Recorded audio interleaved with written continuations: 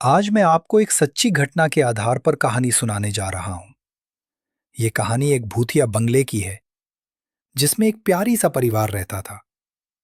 हालांकि ये बंगला डरावना बिल्कुल नहीं लगता था, एकदम शांत, सुहावना और सुकून देने वाला। पर किसी को अंदाजा भी नहीं था कि यही शांति बहुत जल्द एक भयानक तूफान में बदलने वाली गैर है। इस घर में रमेश, पूजा और उनके दो छोटे बच्चे अभय और आराध्या रहते थे। रमेश ने यह घर बड़े प्यार से बनवाया था ताकि वो अपने परिवार के साथ यहां पूरी शांति और सुकून से रह सके। कुछ दिनों तक ये परिवार यहां बड़े प्यार से रहा, हंसी, खेल और खुशियों से भरा माहौल। लेकिन धीरे धीरे घर में ऐसी अजीब चीजें होने लगी कि रमेश और पूजा को समझ ही नहीं आ रहा था कि आखिर ये सब क्या हो रहा है। रात के सन्नाटे में पूजा और रमेश सो रहे थे। तभी अचानक दरवाजे की घंटी बज उठी। पूजा उठती है और डरते हुए रमेश से पूछती है, ये रात के 3 बजे कौन आया है? रमेश और पूजा बाहर जाकर देखते हैं, लेकिन उन्हें वहां कोई दिखाई नहीं देता। दोनों को लगता है कि शायद किसी ने रात में मजाक किया है, पर उन्हें यह नहीं पता था कि कहानी तो अभी शुरू हुई है। अगली रात ठीक 3 बजे अचानक रसोई से बर्तनों के गिरने की जोरदार आवाज आती है।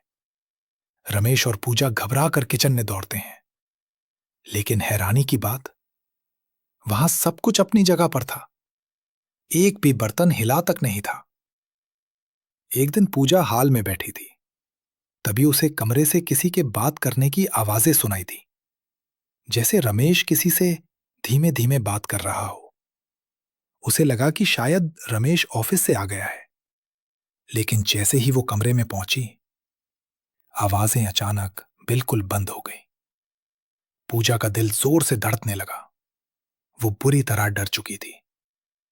रात को हुई सारी बातें पूजा ने रमेश को बता दी। धीरे धीरे ये सिलसिला कई दिनों तक चलता रहा। कभी रात में बर्तनों की आवाजें सुनाई देती, कभी डोरबेल बज जाती, तो कभी किसी के धीमे धीमे बात करने जैसी ध्वनियां। बच्चों के एग्जाम चल रहे थे, इसलिए 10 साल का अभय देर रात तक पढ़ रहा था। ठीक 3 बजे उसे कमरे के सामने किसी अजीब सी परछाई जैसी चीज दिखाई दी। करण घबरा गया और जोर से चिल्ला उठा। अभय की आवाज सुनते ही पूजा और रमेश तुरंत उसके कमरे में पहुंचे। करण इतना घबराया हुआ था कि वो कुछ बोल भी नहीं पा रहा था। रमेश को समझ आ गया कि जरूर कुछ अजीब हुआ है। 2-3 दिन तक अभय को तेज बुखार रहा। अब रमेश भी चुप रहने वाला नहीं था।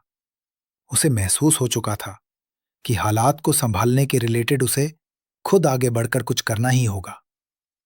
पूजा एक सिद्ध बाबा को जानती थी। उसने रमेश को उन्हें बुलाने की सलाह दी। हालांकि रमेश ऐसी बातों पर विश्वास नहीं करता था, लेकिन घर में जो कुछ हो रहा था उसे देखते हुए मानना ही पड़ा।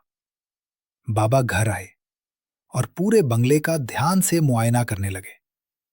बाबा ने रमेश और पूजा को बताया कि इस घर में नकारात्मक ऊर्जा मौजूद है।